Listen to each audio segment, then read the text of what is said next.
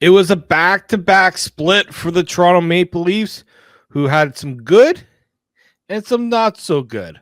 We'll discuss both games and more here on the Locked On Leafs podcast, part of the Locked On Podcast Network, your team every day. You're Locked On Maple Leafs, your daily podcast on the Toronto Maple Leafs, part of the Locked On Podcast Network, your team every day.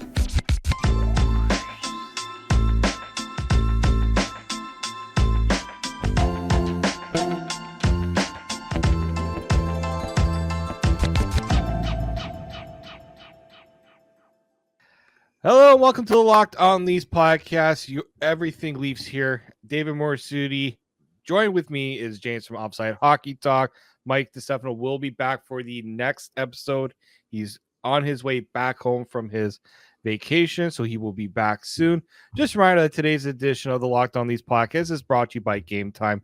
Download the Game Time app, create an account, and use code Locked On for $20 off your first purchase. And the Locked On Leafs podcast is available wherever you get your podcast from. Make sure you subscribe for free, and also make sure you subscribe on YouTube, Locked On Leafs. Hit the notification so you get a notification when that next video pops up as we continue our push for 5,000. We want to get there before the playoffs start because that's where things really start to ramp up. We're just under 200 subscribers away from that mark. So let's really push and get ourselves to that 5K mark. Obviously, the Toronto Maple Leafs had a very, very tough back-to-back here. Oilers Saturday night, Hurricanes Sunday night. And kind of how we may have expected it, a split of the two. Maybe not the results we were expecting, James, but a split nonetheless. Yeah, no, I definitely, I don't know, looking back on it, I said I think that they would win both games because I want them to, obviously. But look at the game for Joe Woll. I wanted him to start Saturday night. But the Leafs came out and played a really good game Saturday. But tonight, man, Joe Woll was the only reason this game wasn't 7, 8, 9, 10-1. He was making 10-bell saves after the two. And the one goal that went in, can you really fault him with Jake McCabe? So, yeah, I look at this weekend and I look back and say, hey, may have been just a getting up to speed for some guys because we really had a coming out party of Edmonton. We had Woll playing a great game, the milk truck, Benoit, obviously Saturday night. Hello, Bonesy. But that was, it was a good weekend. Fun to watch and seeing some guys kind of redeem themselves, step up, whatever you want to call it, get in the lineup and do their thing. Yeah, and so what better way to kind of break down these games and just go with the usual. With the win, we have the 3 stars. With the loss, we have the good, bad, and the ugly. Since everything is so fresh with the Carolina game, let's go with that one first. We'll do the good, bad, and the ugly.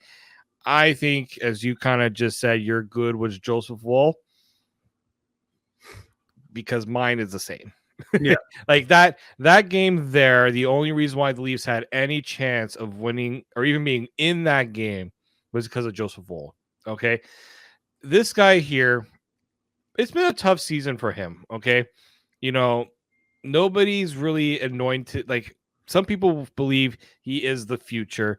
He's the guy that's going to take over and, take this team to that next phase, right? Because he's the one that signed past this year. We know Samsonov, an unrestricted free agent after this year. So him and Samsonov have been doing the 1A, 1B situation. He gets hurt, and now he's come back, and yeah, he's only won two of the 5 starts he's been back. But I would think that those 5 starts have come against pretty tough opponents. You have a Washington team that's firing on all cylinders right now. They're beating really good teams. They're in the playoff hunt right now. You have a Carolina team that everyone views as a cup contender. You have the Boston Bruins, who have been the least boogeyman this year. And then the only give-me win that team has given Joseph Woll since he's returned is against the Arizona Coyotes. And he still had to be pretty good in that game to give them a chance to win.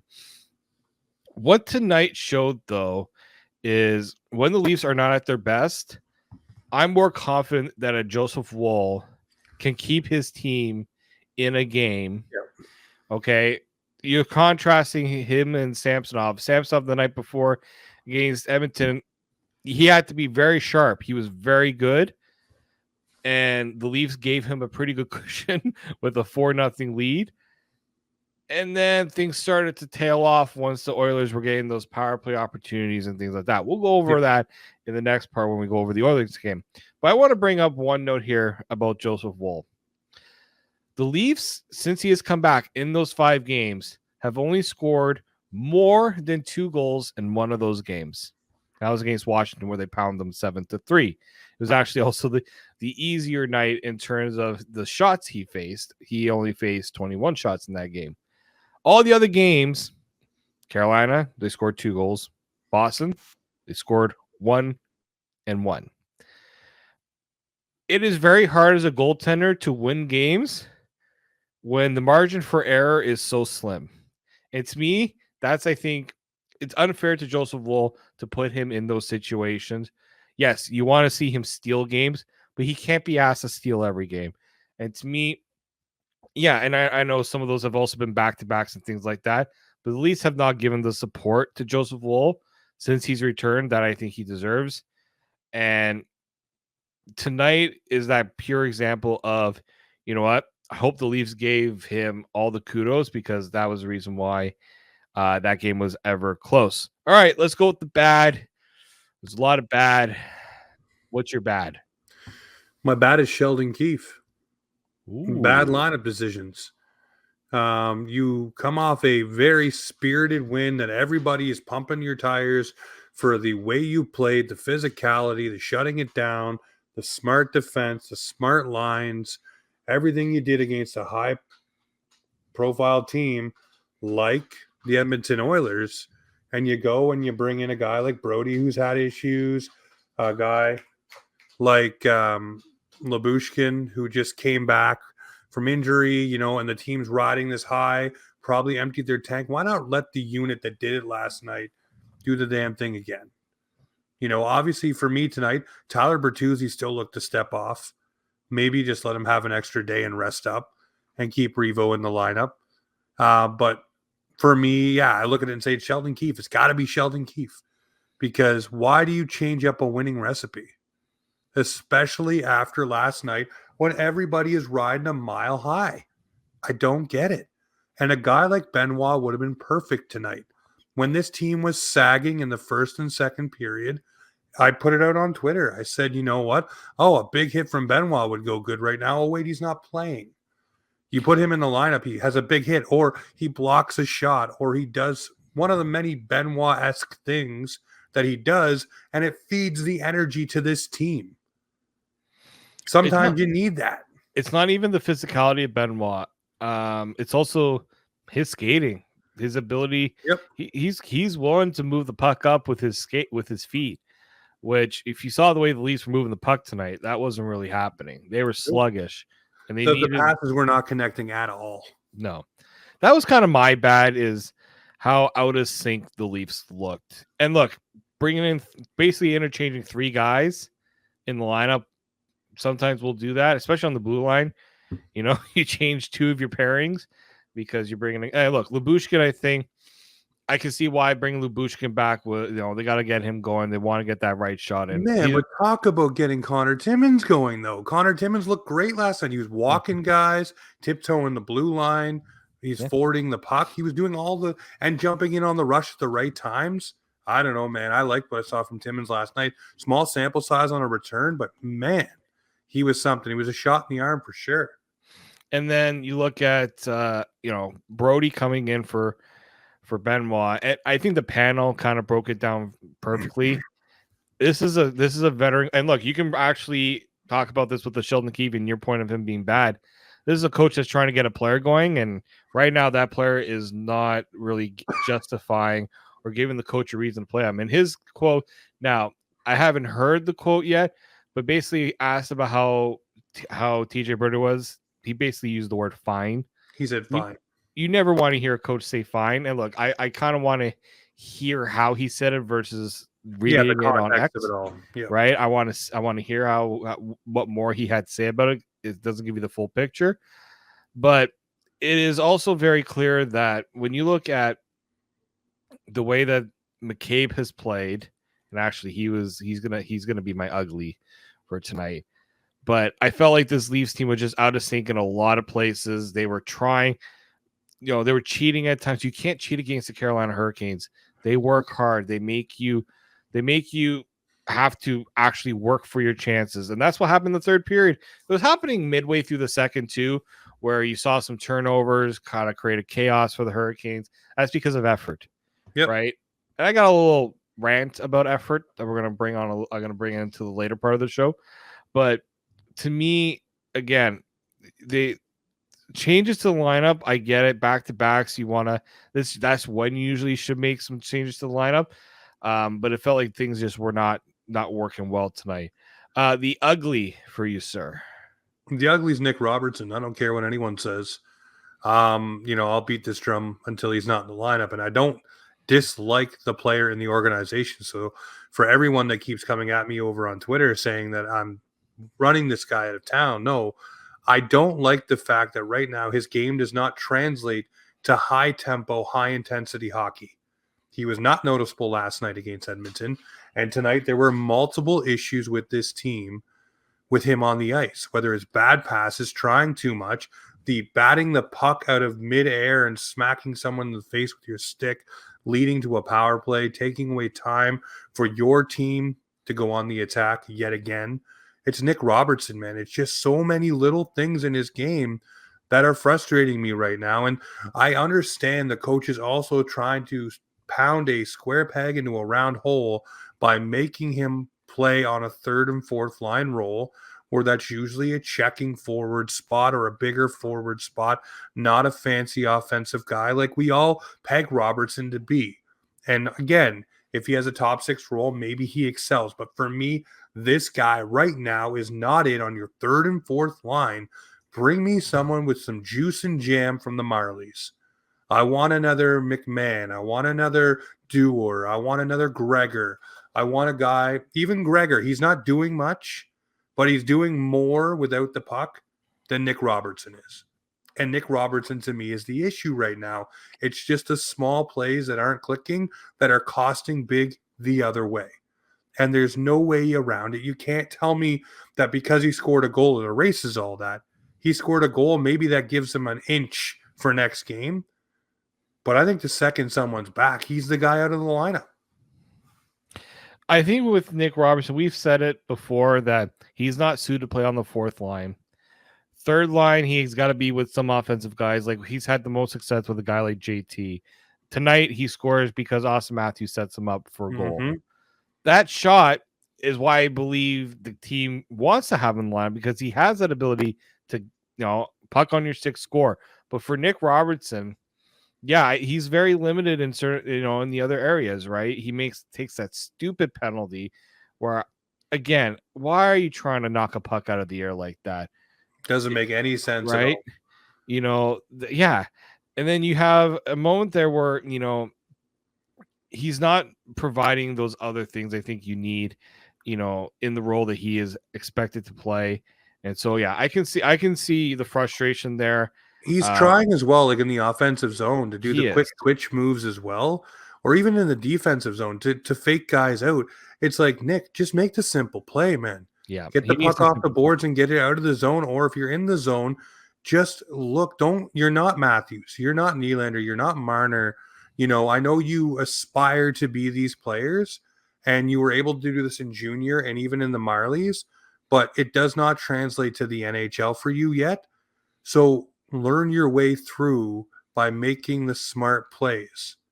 Yeah. Look at McMahon, a guy that got in the lineup by happenstance, has taken that opportunity and really ran with it and really ramped it up. I know it's a different body size, but he does simple things and does them well. He's not flash and dash. His goals are nice, but you tell me what he does, crashing and banging on the boards or digging for the puck, those things, they're not fancy. They're not special. They're just things that need to be done. And Robertson doesn't have that size to do it. But the things he tries to do, I think he's trying and pushing too hard for, and it bites him in the ass. Yeah. And it's a good point on Robertson. It kind of is why I'm giving the ugly to Jake McCabe, because you talk about making simple plays. He got the team off on the wrong hop by trying a no look between the legs pass in his own zone that ended up on the stick of a Hurricane. 2 seconds later, it's in your net. Like people are like, TJ Brody on a goal against in his first shift. His D partner put him in such a brutal position there. And then obviously the puck that goes off his foot and into the net, like that's just unlucky. But he has also been in those positions too often where he's caught because the penalty kill hasn't been good. And he's a big part of the penalty kill, right? He's a big part of the shutdown role. Like a game like tonight, that you need a better Jake McCabe there. You do. And again, I've said this about Jake McCabe throughout the season. It's do what got you to the dance. What gets Jake McCabe to the dance is the physical play, breaking up the cycle, being able to be an active stick, getting in lanes, and making smart passes out of your zone. But for whatever reason, he has that brain fart probably, I'd say, every 5 or 6 games where he tries that no-look pass right from directly behind his own net to the front of his net, hoping it hits a guy like Matthews or Marner. Take the 2 seconds, take 2 more steps, look out, see what's there, get your reads right, and get the puck out. I mean, I'm not an NHL defenseman, but we all can see where that's going and how that has bit him so many times. So I agree with you fully. Yeah, McCabe definitely goat horns tonight for that one. But there was also a few other plays throughout the game where you're like, man, why are you all the way behind the opponent's net and then leaving guys out on a 2-on-1, which, hey, Edmonton, again, having himself a solid game with breaking up rushes and just making sure things are shut down. So, yeah, McCabe, keep it simple, man. Use the KISS method, man. Just use it. It's right there for you, and you look beautiful like last night when you do it. You look like an absolute stud defenseman. So, yeah. Well, why don't we, I know we've talked a lot of negative. Let's bring the positive in. We'll discuss the Leafs win over the Oilers where they did show some of those goods. So we'll do that next here on the Locked On Leafs podcast, part of the Locked On Podcast Network, your team every day. Today's episode of the Locked On Leafs podcast is brought to you by Game Time. You shouldn't have to worry when you buy tickets to the next big event with last-minute killer deals, all-in prices, views from your seat, and their best price guarantee. Game Time takes the guesswork out of buying tickets. It's easy to find and buy tickets for every kind of event in your area, whether it's sports, music, comedy, and theater events. And you can see the view from the seats in all the different venues that Game Time offers. All-in prices show your total upfront, so you know you're getting a great deal before you check out. And you can buy tickets in seconds with 2 taps. Game Time has deals on tickets right up to the start of the event. And even an hour after it starts, it's the place to find last-minute seats. So take the guesswork out of buying tickets with Game Time. Download the Game Time app, create an account, and use code LOCKEDON for $20 off your first purchase. Terms and conditions apply. Again, create an account and redeem code LOCKEDON for $20 off. Download Game Time today. Last minute tickets, lowest price guaranteed. Welcome back to the Locked On Leafs podcast. David Morassutti here with my boy James from Offside Hockey Talk. And Mike will be back. He is back this week. So for those of you who have missed Mike, he will be back. I do miss Mike as well because I know some people. Okay, I can go right now. You want to grab Mike? No, because people don't like hearing me talk all this time. They prefer to hear you than me. That I know. James has been a doll. He's been a pleasure to have on the show this week, obviously, and always, making time to come on the show. I always do appreciate that. So we spent a good time carving up the Leafs. Let's give the Leafs a little bit of kudos because they did win a game this week, and they did. It was a pretty convincing win over the Edmonton Oilers. I know things got dicey at the end, but let's be honest here. The Leafs win that game 6-3. That third period was just the Oilers doing a lot of what we've seen the Leafs do, which is get themselves behind the 8 ball. The power play gets going a little bit, although the Oilers power play is on another world because you have a Connor McDavid on the ice. And to me, that's a game there, especially first and second period. Even I say most of that good portion of that third period. That's the Leafs that we need to see game in and game out. Yep. It definitely is. That is a team that showed up and showed out for the entire night, except for, I'd say, maybe about 13 minutes in the third period where things just kind of went off a cliff. But it's the Edmonton Oilers. You're not going to hold them off the score sheet for the entirety of the night. You're also not going to stop McDavid and Draisaitl. If you keep pumping them power plays, they're eventually going to pump you for a couple. But that team last night, they came out with a goal and a mindset. They played physical. They didn't back down. The don't give a bleep meter was there. You know, the bleep around and find out was all over the ice. They were hitting guys. They were taking ISO shots of Edmondson and just showing you what he is. And Domi, by the way, saying, I can't wait to see this guy in the playoffs because of how he kind of directs bodies, shall we say, around the net and along the wall. And I like what he did to Draisaitl. I like the fact that McDavid tried to restrain him, but he still looked like a psychopath, was dragging McDavid towards Draisaitl. So that was fun. So that guy for me, I'm very excited for. I'm also excited for guys like Benoit. Big hits, big plays. But the whole team as general, man, it would look good for Holmberg and McMahon. All of these guys that are going to be counted upon when your Marners, Matthews, Nylanders, and Tavares are shut down. You need the depth scoring, and Domi is showing that he's going to be a guy that you probably can count on as your second line center to dish the biscuit to Burt and Nylander and really have something going there if they don't keep him up with Matthews. But I think the best recipe for this team is to run a center group of Matthews, Domi, and Tavares and really shake things out that way. But, man, last night was just what you want to see from the Leafs every game. And I'll give them I'll say they played a full 47 because there was 13 minutes where it looked like the team kind of just realized they had a game tomorrow and tried to pack it in a little bit and reserve some energy. In my opinion, they had a big lead. They knew where they were. They knew what it was. But I look at the Maple Leafs and I also say this: last night, they showed us what this team is with effort. What they can do when they put it all together, and they show you that they can be on another level, and that is without Mitch Marner. That is without Calle Jarnkrok, and that is with a banged up probably Ilya Samsonov in that game, to be honest. Just imagine Joe Woll in games where they bring that effort with some goal-scoring prowess. Joe Woll will look amazing right now. So you highlight the word effort. I'm going to bring in two quotes here before we're going to just name the 3 stars. I don't think we need to go too deep into the 3 stars for that game, but I'm going to give you a quote from Bobby McMahon after the game. We came out with an attitude that we know we're a better team and we want to dictate the play from the start. Proud of us for that. Yeah, they have some skilled players and they pushed back a little bit, but we took it to them enough that it didn't matter. Yep. Attitude. We talked about this on the Discord. If you're not in the Discord, hop on there, folks. I'll remember to put the link on this time. But it's mindset. You're a good team. They have been one of the better teams since mid-January. The stats show it. The record shows it. It's because the mindset has been there that they have to play with with more effort, as you said. And Sheldon Keefe said this after the game. It wasn't just the contacts. It was level competitiveness on the puck, the battles that come up with the puck. A lot of that on the penalty kill, face-off scrums, all those things were coming up with the pucks. That's what we need. When we make those decisions to play the way against a team like that, for our team to be capable of great things, efforts like that bring up the group. That's what you want to see. And you can get by without some key people.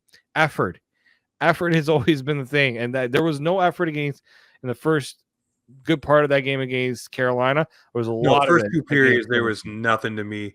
Even the second period where there was like spurts, it wasn't a consistent effort. It was just Carolina being careless with the puck. All right, so I'll give you my 3 stars of the game. I'm just going to name them off.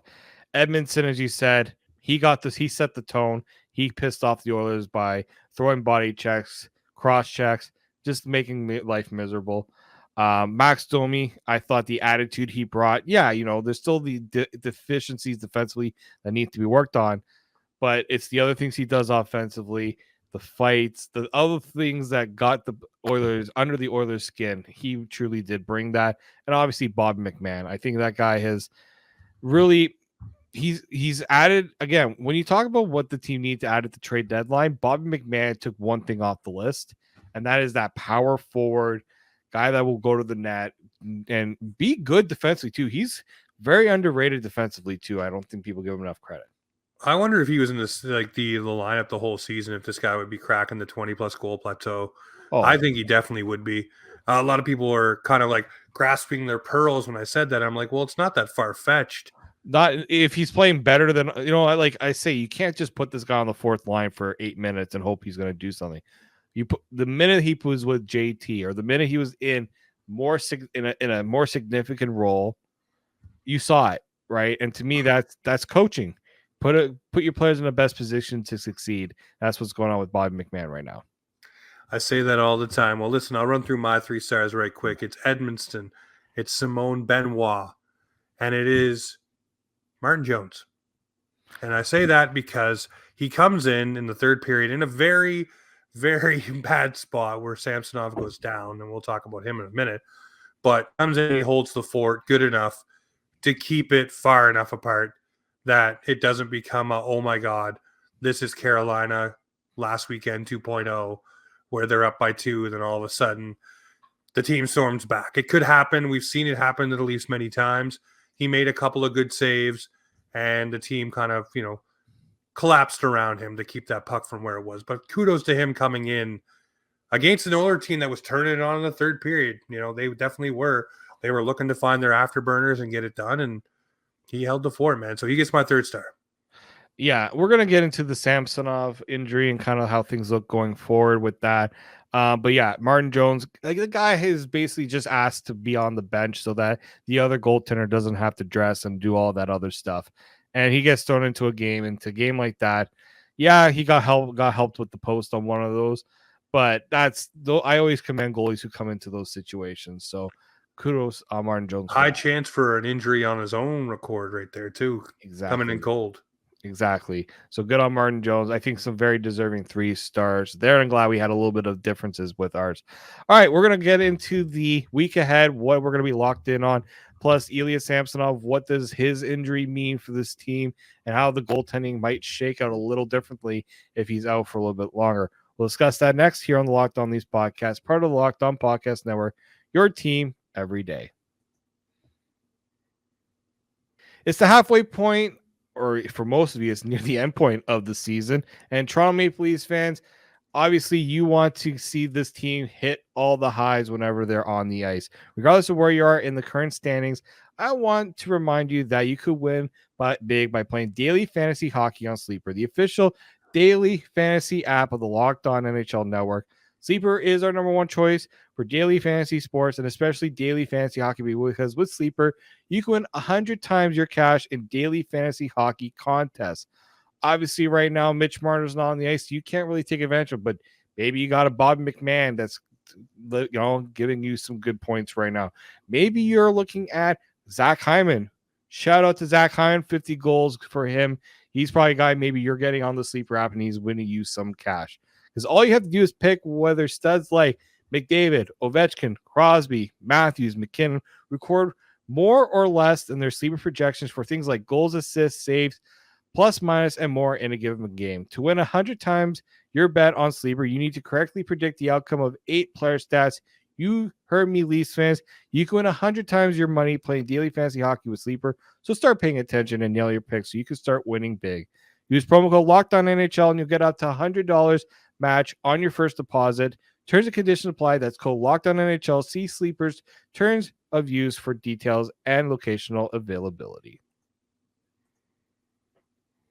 Welcome back to the Locked On Leafs podcast. David Morassutti here. Joined with me, of course, is friend of the show, James from Offside Hockey. We might have to give you a share of the show, James, for the amount of times I brought you on. There's a cold beer in Cole Harbor when I ever come out there to visit you for Get it done, my buddy. Podcast. And obviously everything some people will make the joke that Scotiabank Arena is always that quiet, but the silence was deafening when Ilya Samsonov stretched out to try to make a save on a goal and didn't get up right away. And this is the second time within a week that we have seen Ilya Samsonov hurt or get hurt. The first time was in a practice, this time in a game. Obviously, this one a little more real because he did have to leave the game. The practice one, Sheldon Keefe said he's fine, he's good. Now, Sheldon Keefe did come on and say after the game that it wasn't as bad as it initially looked, but he's also not 100%. We don't know what exactly the injury is. We don't know if he is going to have to miss time. But something tells me that when the Toronto Maple Leafs go out onto the ice on Tuesday against the New Jersey Devils, the chances of seeing Ilya Samsonov in that game might be, unless he rebounds really quickly here, might be slim. Also, because why would you want to put Ilya Samsonov in that situation if he's dealing with anything minor right now? I have a huge theory of what it is. Ooh. And why it would be so uncomfortable and why it would need to calm down for a couple of days. If you've ever worn a cup, sometimes it moves to an unfavorable position. Sometimes it snaps back and catches a certain area between your leg and said cup. And that happens. That happens in UFC fights. That happens a lot. And when that snapback force happens, it feels like you blow out your groin. It just feels really bad. And just imagine that just being bruised and then having to be an NHL goaltender. So that is my theory of what it is. You can read between the lines of what I'm saying. That's why he's probably saying it feels a little bit, but he's not 100%. We'll see how it calms down and how everything feels. I would say that probably is pretty close to what happened. Well, we know that the last time he took a shot in the areas that you don't want, he got into the little Ilya Samsonovs. Yep. And that's what I'm alluding to. Yeah. Right. I think that just like that, because he reached back towards that area on the ice. If you watch the replay, he put his hand back towards that way. Yeah. This didn't look like a leg injury to me, or a knee or an ankle. It looked like in that area there. Yeah. I think the pills got squished and not in a very comfortable way. And listen, I can attest, I have two little ones. When we roughhouse and something like that happens, you're out of commission for probably 30, 40 minutes because it's a deafening blow and you're not used to it. Now just imagine the force of something that's on a rubber band snapping back and bruising and then having to try to justify starting between the pipes from an NHL game or practice. You got to get comfortable. You got to be comfortable back with that area being bruised or issued. So that's what I think it is anyways. Yeah, it didn't look pretty, and you know what? Yeah, you're right. He could totally bounce back, be on the ice on Monday, or actually probably I'd expect them to not even be on the ice on Monday because they're just coming off a back-to-back on the road. I assume that Tuesday would be when we get a better understanding of where things are at with Samsonov. I think he comes back out like the time that he got smoked in practice and kind of jokes about it, laughs about it. I really do hope so, because that as much as I think it presents one or two options here. Obviously, he can come back and he can play, depending on how Sheldon Keefe wants to run this. Or, you know what, Joseph Woll, you had a pretty good effort, pretty good game against Carolina. Here's the next one. And personally, I think he starts against New Jersey. I do.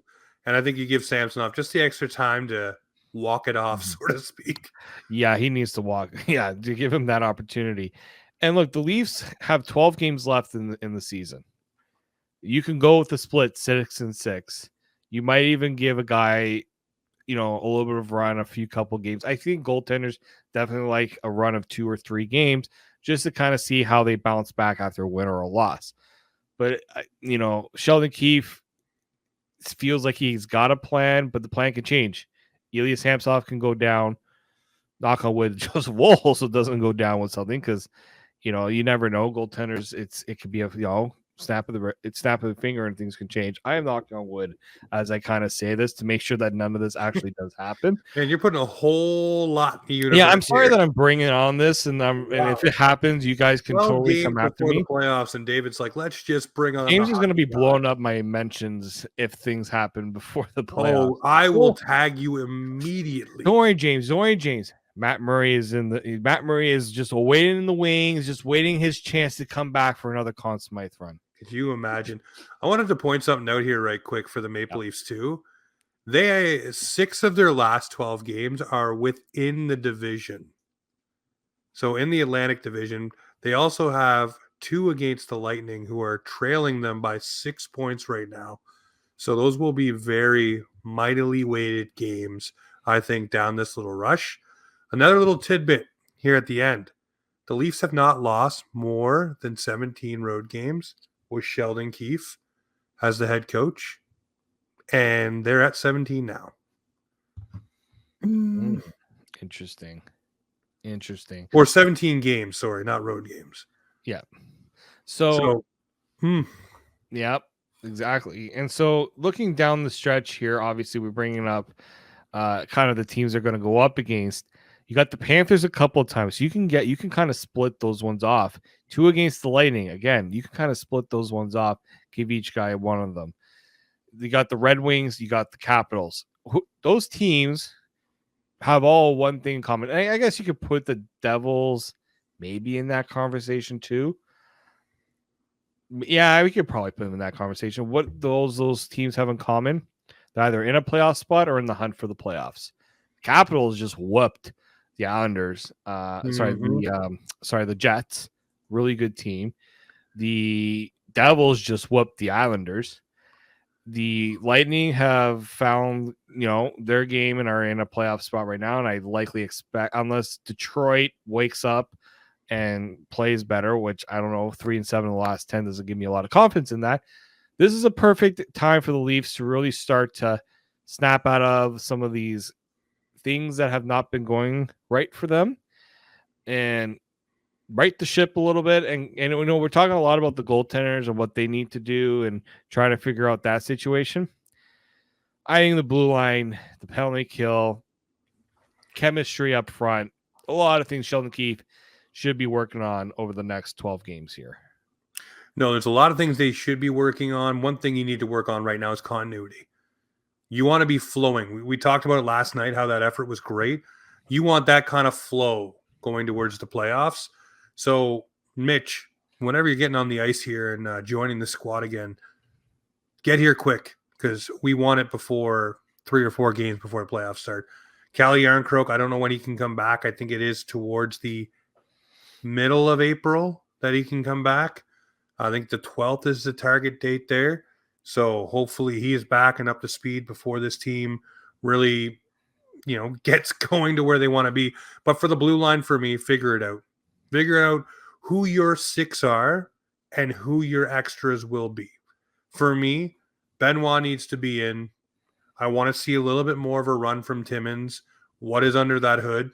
Because if he looks like he did against Edmonton, which is a high-powered team, I want him in the lineup. Yeah. He brings more than TJ Brody does. I'm sorry. He does at this point.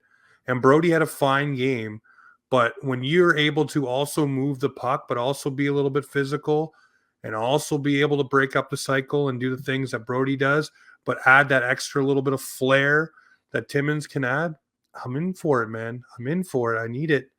And same thing, I want to see what Bush and things can do, but give me what I'm going to need here because I'm thinking that Brody, I'm thinking that Gio, and I'm thinking that Liljegren will be the guys who will not be in the lineup to start game 1. Interesting. Just my thoughts.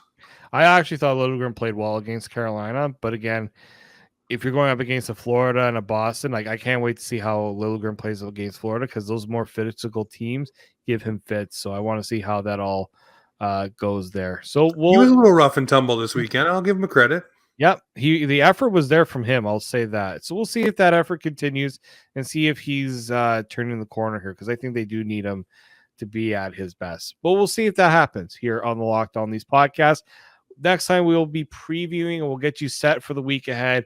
Mike will be back. I'll have to fill him in on things he's missed, but I know he's been keeping an eye on things, especially all things Brody. So we'll be discussing that when Mike gets back here. Make sure you go and subscribe wherever you get your podcasts from, and make sure you guys follow us on YouTube. Make sure you subscribe, hit the notification so you get notified every time an episode is posted.